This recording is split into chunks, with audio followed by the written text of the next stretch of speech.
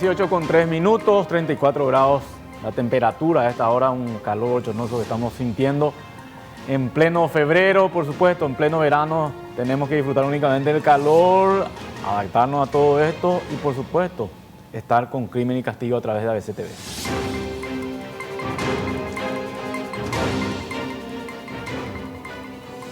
¿Qué tal? ¿Cómo están? ¿Qué tal, Iván? ¿Cómo te va? Va el aporte Osvaldo Cáceres, ¿cómo te va? Muy bien, muy bien. ¿Vos sabés Arroba Osvaldo Cáceres en Twitter. Cáceres. Sí. Arroba Osvaldo Cáceres. Arroba Iván Ciclón, mi cuenta. Si quieren también escribirnos por esa vía, igual vamos a revisar durante el programa. Me tocó nomás salir entre las 15 y las 16 a la calle. Impresionante. Del letrado, ¿y nada? 50 grados, me dicen antes. ¿Y para qué me salía esa hora, Y no Osvaldo? tenía cita con el dentista, que dicho sea de paso no era hoy también. Me equivoqué hasta en eso. Y no tenía vehículo. Se me compuso el vehículo, todo un combo me vino ahí. Bueno, pero ya estamos aquí para Lo que pasa es que vos compartir. estás todavía en modo vacaciones. Viste Sí, que estás todavía negrito luego también. No, estaba concentrado. No estoy tan concentrado. Está todavía. Bueno, La gente que se puede comunicar con nosotros.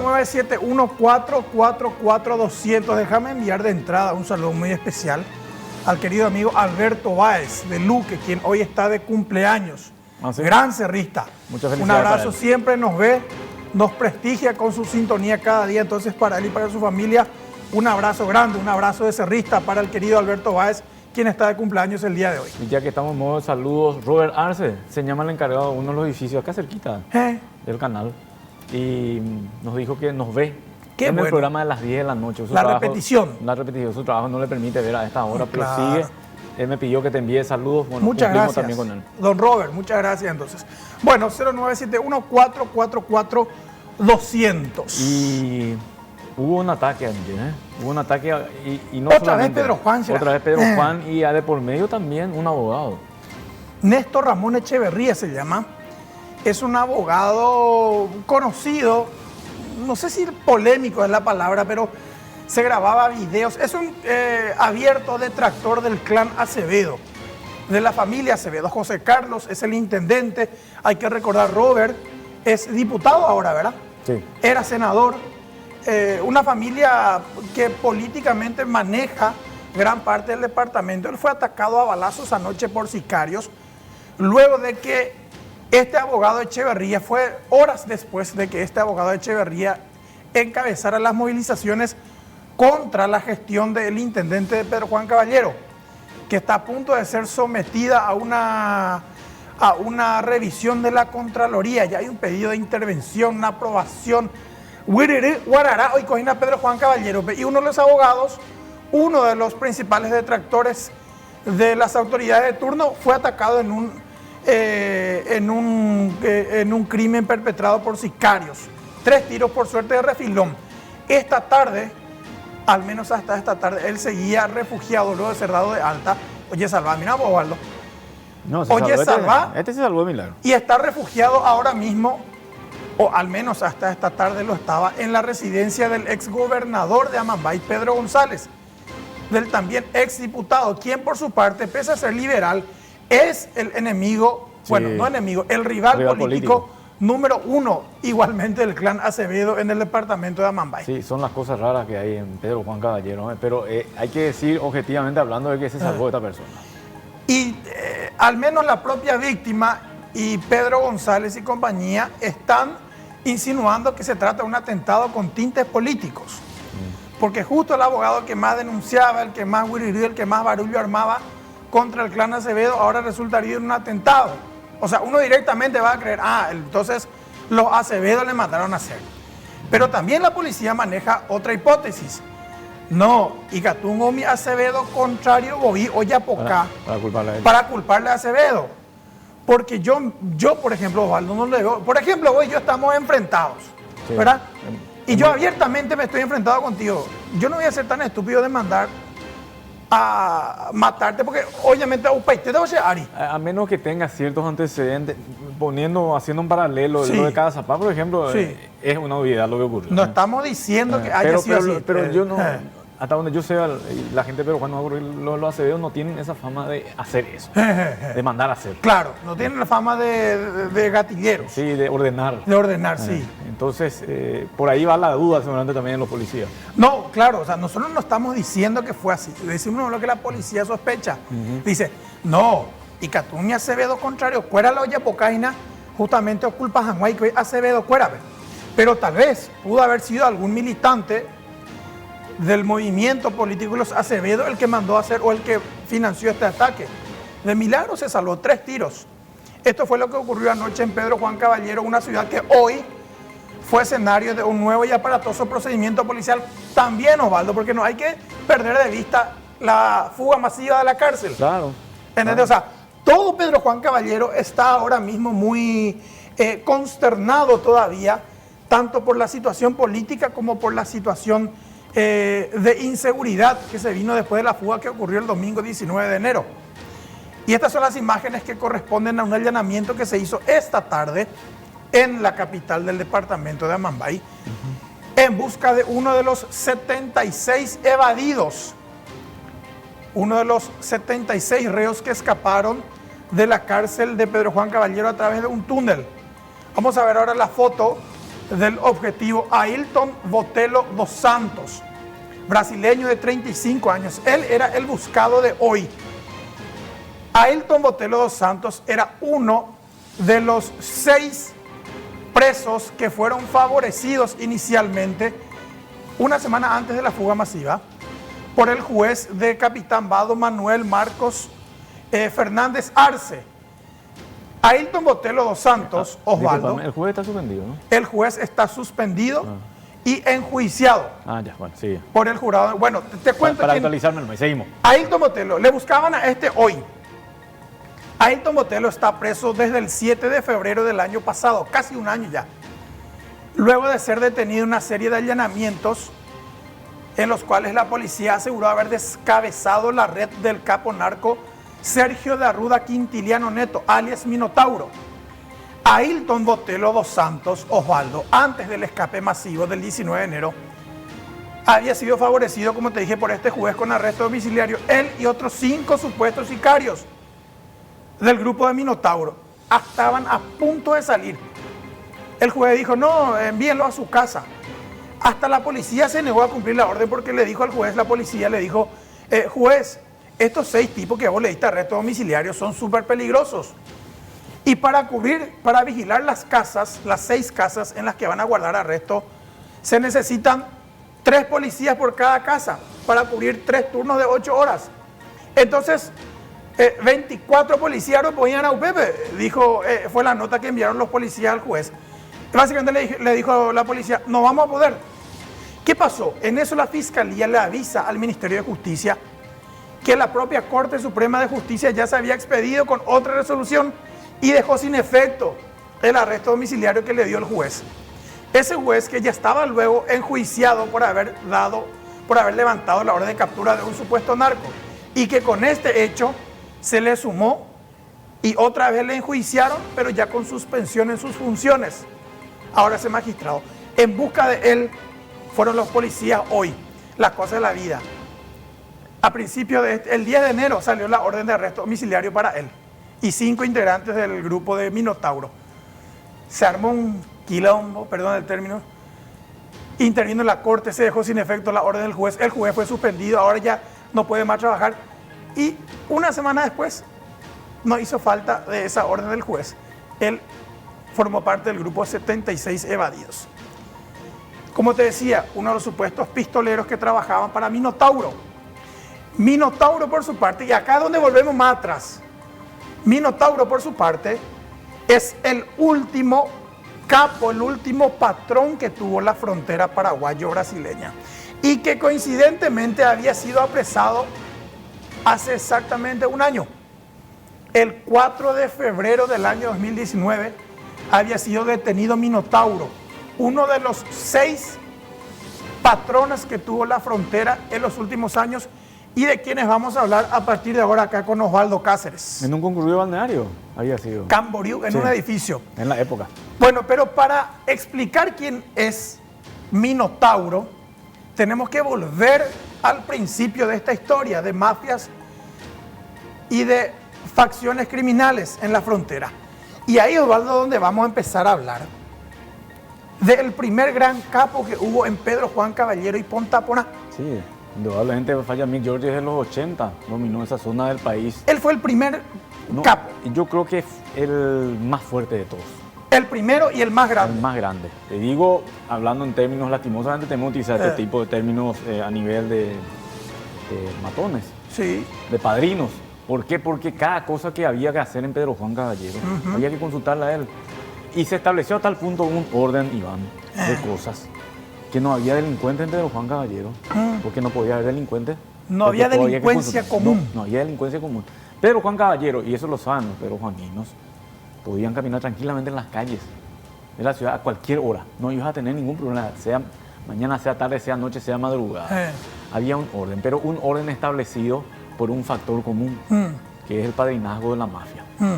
Fagyamil Georges reside en Ponta Pona, no reside en Pedro Juan Caballero. Hasta ahora vive en Ponta Pona. Hasta dice. ahora es una fortaleza prácticamente su residencia, a tal punto, Iván, de que en algún momento vos no podías pasar frente a su casa, y si pasabas frente a su casa y te ponías a mirar su casa, u osabas tomar alguna fotografía, te venían encima los guardias.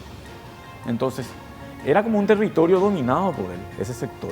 Pero lo más grave de todo es que se extendía a Pedro Juan, en donde él tenía gente que cumplía a rajatabla sus órdenes. De esa manera se mantenía una suerte de ordenamiento, entre comillas, en la ciudad de Pedro Juan Caballero, a cargo de alguien que en algún momento la misma Policía Federal dijo que no podía controlarlo, porque te estoy hablando de los años 90 y ese era Fagyamil Georges. La historia lo pone al descubierto a él, Iván, ¿sabes cuándo? Cuando ordenan la muerte de un periodista, Santiago Leguizamón. La muerte de Santiago Leguizamón en el 26 de abril de 1991. 26. De abril de 1991. La muerte de Santiago Leguizamón no se pudo haber dado sin una autorización de ese nivel. Él 2 días después vino acá a Asunción a hacer una reunión de prensa en la cual quiso desmentir su participación, más hasta ahora se sostiene de que si alguien le osó matarle a Leguizamón, hizo ese atentado de ese nivel, es porque tuvo la autorización plena de Fagyamil. O sea, no había, a ver si entiendo, Osvaldo, entonces en esa época no había nada ni nadie que podían hacer algo en Pedro Juan o Ponta Pona sin que él lo autorizara. Así mismo, ¿y cuáles eran los negocios en aquel entonces? Triangulación de la soja, tráfico de droga y tráfico de armas. O sea que Santiago Leguizamón, quien fue acallado por la mafia, tal vez Fagyamil no fue quien le mandó a matar. No. Pero él dijo, él dio la venia, está bien peyucado, la peyucación, Y más o había que menos consultarle, había que consultarle. De hecho, se lo citó como autor moral a su hijo y a un sobrino. así. Daniel Georges. Daniel Georges y Tulú, no estoy recordando, Luis Enrique Rodríguez Georges. Era el otro. Tulú Georges. Tulú Georges. El hijo de Fagyamil, de hecho, en la semana pasada ya fue declarado oficialmente muerto, luego de 8 años de que se reportara su desaparición en el lado brasileño. Bueno, y Fagyamil fue la primera gran figura de autoridad en la frontera. Entre comillas, digamos. No, porque sacarle la comilla. Autoridad, ¿cómo podríamos describirlo? No, pero si vos me dijiste que la policía... Autoridad fáctica. Si Autoridad la de policía hechos. No. se iba a hacer un procedimiento, le iban a pedir permiso a él. Entonces, esa es una autoridad plena. Sacarle de la comilla. O querés ser correcto, o querés ser legal. Estoy recordando nomás que cuando le iban a detener a los asesinos de Sara Rivas Vasconcelos, Sí. 1993 o Jonás 1990. Samaniego. Jonás Samaniego. Pero era José Antonio, perdón, sí, José Marcial, perdón. Ajá. José Marcial Samaniego, le iban a detener. Los policías se concentraron 20 días en Pedro Juan Caballero. En el año 95 fue aquello. Hasta que tuvieron Porque autorización. 2 años antes, en el 93, los hermanos escaparon de emboscada. Y le pidieron permiso a Fagyamil. Y todo se pedía permiso. No sé si le pidieron a él, pero todo se pedía autorización. Y eso incluía que los policías, para hacer determinado operativo, también se negociaba todo. Pero Upey ou Ituyala Fagyamil empezó a perder poder, se debilitó con lo de Santiago Leguizamón. Ahí empezó a decrecer su figura. Se los puso públicamente, pero yo creo que empezó a decrecer su figura en Brasil, porque ahí él cae detenido. En Brasil lo terminan condenando también. Pero a un régimen semiabierto, otra vez. O sea, Sí, él tiene una condena elevada, pero está en libertad. Claro, pero eso sí ya lo empezó a desgastar. En el Congreso de Brasil, en el Congreso de la Nación, estoy diciendo, ya lo habían citado a él como una de las personas que manejaba la frontera y lo habían repudiado. Todas esas cuestiones empezaron a quitarle fuerza. Y después de la caída del padrino Fat Yamil, aparecieron varias figuras pero esporádicas, varios patrones pero a mí. Hasta que ya por el año 2010, 2011, 2012, emerge una figura de un empresario de frontera que tenía una gran casa de venta de neumáticos. Era su fuerte supuestamente, además de ganadero y tener otros comercios. Él pasó a ser el siguiente gran patrón después de Fat Yamil. Nos referimos a Jorge Rafat Toumani, un empresario de origen libanés, pero con ascendencia brasileña. Él, Jorge y Rafat son sus nombres y Toumani, su apellido. Él fue el que, a diferencia de Fat Yamil, gobernó ya con una especie de arrogancia en la frontera, ¿verdad, Osvaldo? Ya pasente, ya agarra pasé. Vos sabés que se exponía mucho. Tenía contacto directo con la gente, por ejemplo. Él trabajaba con el gobierno, no es que trabajaba, colaboraba con el gobierno en muchos casos. Era una persona que inclusive podía hablar con los medios de comunicación. Estamos haciendo esta diferenciación porque con Fat Yamil para acceder, Iván, era tenías imposible. que pasar con 5 o 6 personas antes. La figura de Jorge Rafat Toumani salta públicamente al tapete cuando cayó un cargamento de 850 kilos de cocaína ya por el 2014. Un cargamento de cocaína que iba a ser enviado desde un puerto de Asunción hacia Europa. Y la policía había señalado a Jorge Rafat como dueño de esa mercancía. Y te cuento una anécdota, Osvaldo. No sé si ya te conté alguna vez. Viene el abogado de Rafat acá al diario ABC Color a reclamar la publicación con los datos que suministró la policía. Y el abogado toma el teléfono, hace una llamada. El patrón quiere hablar contigo, me dijo. Y me pasó el teléfono con Jorge Rafat. Rafat me dijo, no, yo no tengo nada que ver, esto que aquello, Y después me acuerdo bien que me lanzó una sutil amenaza. Me dijo, si yo te quiero hacer algo a vos, voy a enviar a alguien a Asunción y te voy a traer en mi avión y te traigo acá a mi estancia, me dijo. Así bien recuerdo. Era Jorge Rafat Toumani, así se movía él. Pero de manera sutil, nunca fue una amenaza directa, pero ya, o entiende, cama. ¿Qué pasó? Jorge Rafat Toumani monopolizaba o quería monopolizar la frontera. Jaecente la patrón. Pero cuando eso aparecían otras dos figuras también que querían compartir los negocios. Un por entonces desconocido Elton Leonel Rumich da Silva, un mitaí brasileño, apodado Galán. Este hombre y el propio Jarvis Jiménez Pavón, que cuando eso estaba preso en Tacumbú. Sí. En realidad, Elton Leonel se mete en el medio de los dos. Porque Decididamente. Jarvis Jiménez y Rafat como que estaban en la misma... Trabajaban juntos.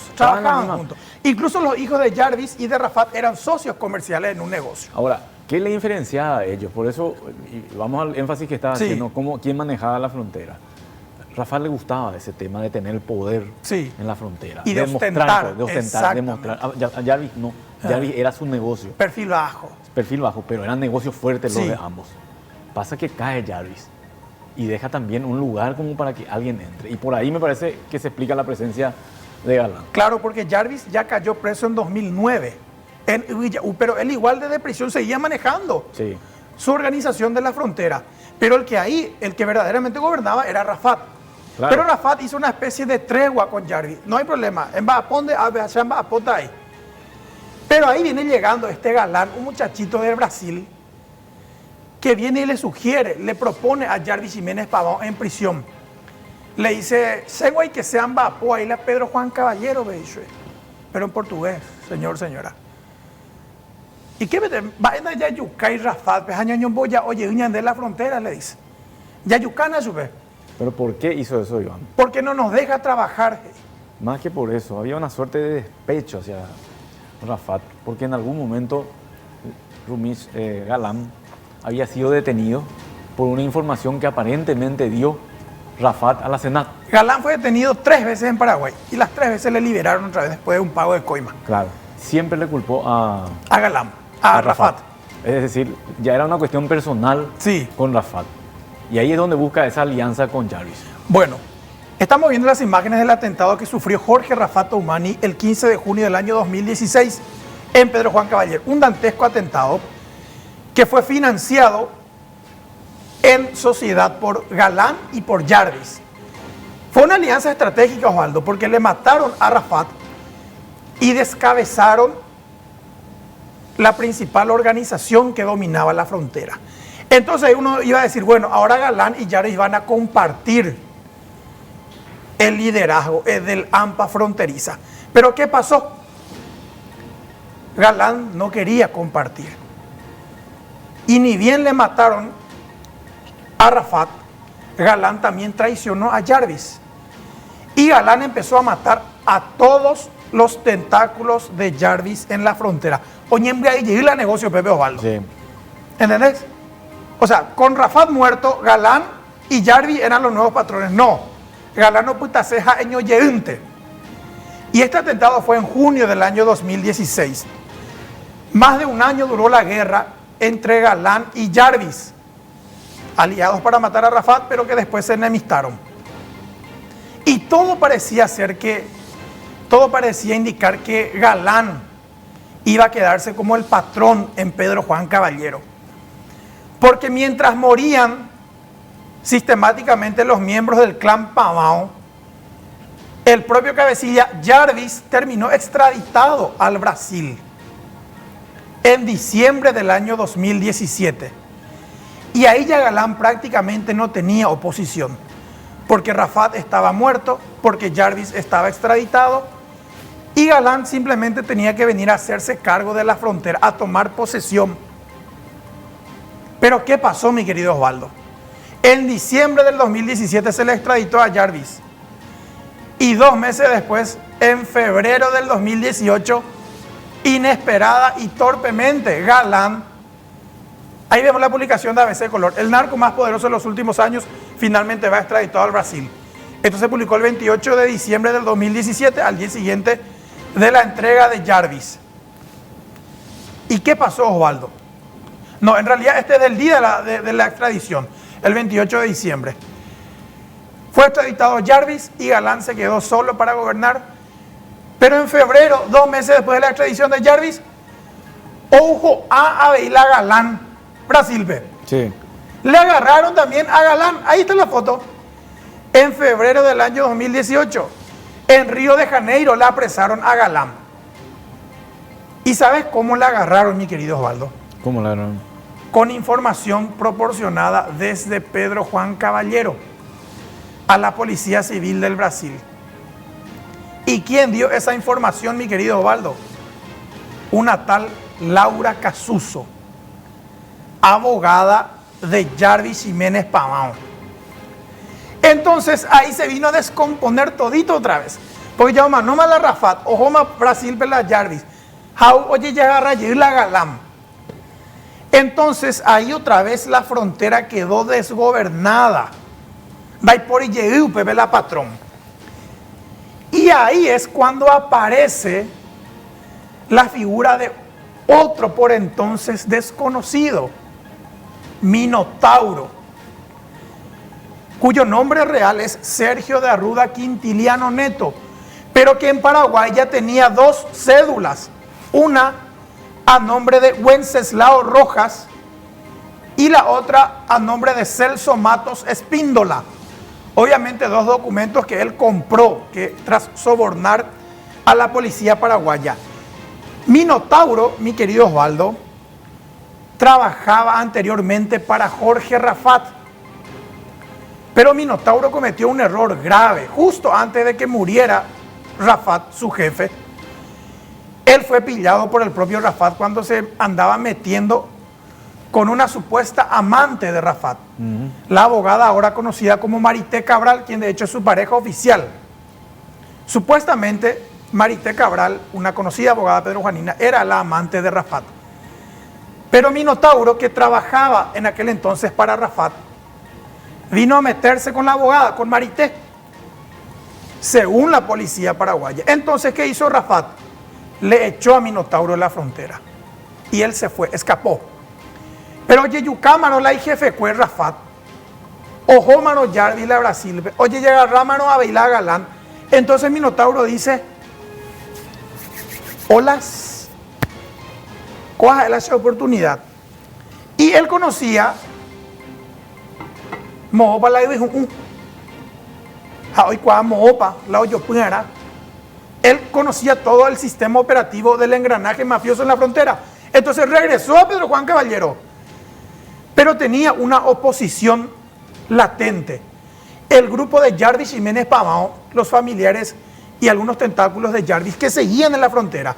Entonces, ¿qué hizo él? Retomó el operativo de exterminio del clan Pavón que había iniciado Galán después de la muerte de Rafat. Y una de las principales operadoras del grupo de Jarvis en Pedro Juan Caballero, pese a que Jarvis estaba en Brasil, era justamente Laura Casuso. Y Minotauro ordenó la muerte de Laura Casuso. Entonces, con Laura Casuso muerta en noviembre del año 2018, él ya no tendría oposición alguna. Después empezó a matarle a parientes políticos y a secretarios de Jarvis Jiménez Pavao. Porque Minotauro lo que tenía que hacer era acabar con el grupo de Jarvis para venir a instalarse ya también definitivamente. Y cuando efectivamente terminó el trabajo, Oyucapalento mala Jarvis gente cuera, ¿qué pasa con él? Viene a caer preso también en Brasil. Hace exactamente un año, el 4 de febrero del año pasado, en Camboriú. Entonces, Minotauro ahí quedó anulado. Y su pareja, Marité Cabral, abogada Pedro Juanina, cayó en agosto del año pasado por complicidad. Ambos están presos en Brasil. Entonces, Minotauro, el que era el último capo de la frontera, atrapan en Brasil al narco Minotauro, quien era el nuevo capo de la frontera. Publicación de ABC Color del 5 de febrero del 2019. Sobre la captura que ocurrió un día antes, el 4 de febrero, hace exactamente un año. Entonces uno diría, bueno, opala patrón fuera de la frontera, pero no. Había sido Minotauro, Orecoyeima Peteínla y hombre de confianza. Un paraguayo que supuestamente actualmente es el aspirante a ser el capo de la frontera. Se llama Ederson Salinas Benítez, alias Iguazú. La captura de Minotauro ocurrió el 4 de febrero del año pasado. 3 días después, el 7, policías y fiscales de crimen organizado ejecutaron un mega operativo en Pedro Juan Caballero. 15 detenidos. Uno de los objetivos era Ederson Salinas Benítez, alias Iguazú. No cayó él, pero cayó, por ejemplo, su hermana. Cayó detenida. Y en ese grupo de detenidos estaba también Ailton Botelho dos Santos, el sicario al cual la policía fue a buscar hoy y quien es uno de los 76 fugados de la cárcel de Pedro Juan Caballero. ¿Entendés ahí cómo volvemos a relacionar el allanamiento de hoy con todos estos casos? Y Iguazú, ahí ya terminó, Iguazú, quien aspira a ser el patrón de la frontera, ¿sabes por qué ahora mismo no está tomando todavía posesión de ella? Porque de la nada y torpemente también cayó preso en Brasil. Al día siguiente de la fuga masiva de Pedro Juan Caballero, el 20 de enero pasado. Él estaba en un vehículo, yo Rosá con otro vehículo en el lado brasileño, se bajaron, se discutieron, se moquetearon con el otro conductor, llegó la policía y le apresó a todos. Pero Iguazú tenía una cédula brasileña auténtica pero de contenido falso y además portaba un arma de fuego sin registrar, delitos considerados graves en Brasil. Ahora mismo, Iguazú, el aspirante a patrón, está preso en la cárcel de Dourados, un municipio del estado de Mato Grosso del Sur que queda a 120 kilómetros de Pedro Juan Caballero.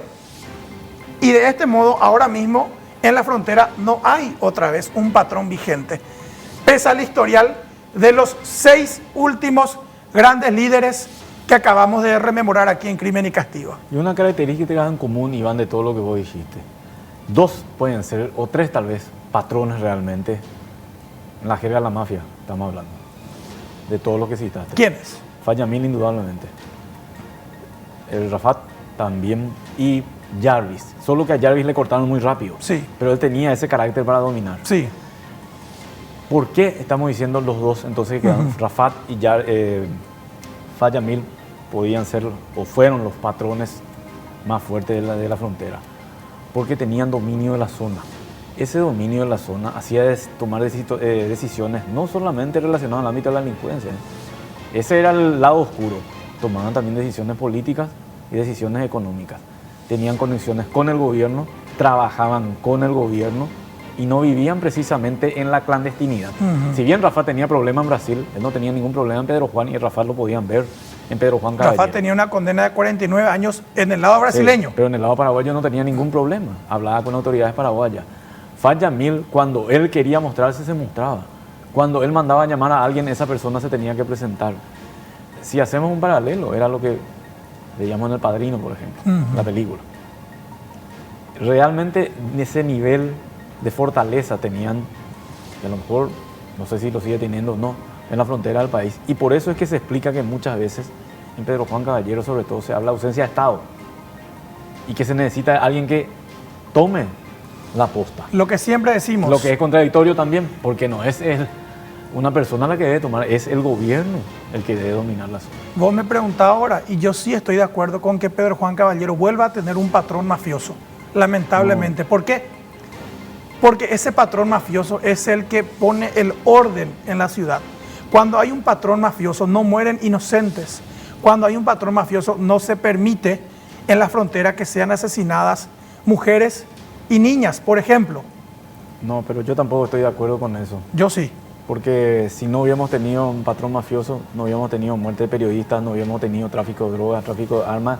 Lastimosamente, utilizaron la zona estratégicamente geográfica por la frontera seca para delinquir. Porque es lo que estaban haciendo en la práctica, solo que son delincuentes finos. Lo demás, lo que vos citaste posteriormente, son delincuentes comunes. Por Estos ejemplo, últimos Galán sí. Era un cachafá. Galán, Minotauro y ahora Ariguazú no se posicionaron nomás porque traído llegó ahí, güey. Y claro, pero tampoco eran lo suficientemente inteligentes para, como lo fueron los otros, Sí. para establecer un poder. Ni tal Ellos vez con la experiencia, se ponían públicamente, Sí. andaban armados por todos lados, se mostraban armados. Ostentaban. Entonces era fácil caerlos a ellos.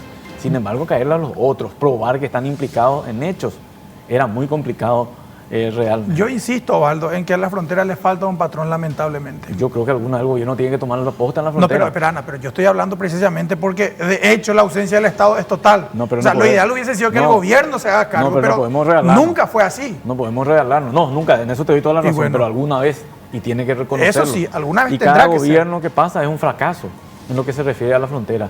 Y los resultados están a la vista. Los resultados, todos los días estamos teniendo asesinatos, todos los días estamos teniendo algún tipo de hecho de violencia y la gente te dice, alguien tiene que controlar esto, y por eso que se produce la confusión. ¿Sabes qué? Ah. Como aquello de que antes se vivía mejor. Más o menos. Ese medio esa- sadomasoquismo. es como que aquellos que te dicen mejor nomás que venga Stroessner, porque antes no había asalto en la calle. Bro. Pero te pongo también un ejemplo. Si había un patrón como Fad Yamil todavía en la frontera, o uno como Jorge Rafat lo fue en su momento, tal vez esta fuga masiva del PCC no iba a ocurrir. Tal vez el PCC no se iba a llegar a consolidar en la frontera como lo está ahora. O si tal vez ocurría esta fuga masiva, enseguida iban a ser recapturados o exterminados los evadidos, o gran parte de ellos. Por eso te digo que también la mafia, en lugares donde no hay presencia del Estado, es un contrapeso. La mafia, digo, porque es un orden de facto, como vos explicaste. Ya que en por la autoridad cuera, bueno, ñande, habla ñamandata, ñande, y coponama, ave. Más o menos eso es lamentablemente lo que ocurría en Pedro Juan Caballero y Pontaponá, componentes de la frontera paraguayo-brasileña. Habríamos esperanza de eso cambie en algún momento, pero nosotros nos fuimos con Y este estoy tema. yo, Aldo. Sí, y acá No sé qué dirá la gente. Y vamos a ver qué dicen después a través del mensajero, nosotros tenemos que cumplir con la pausa.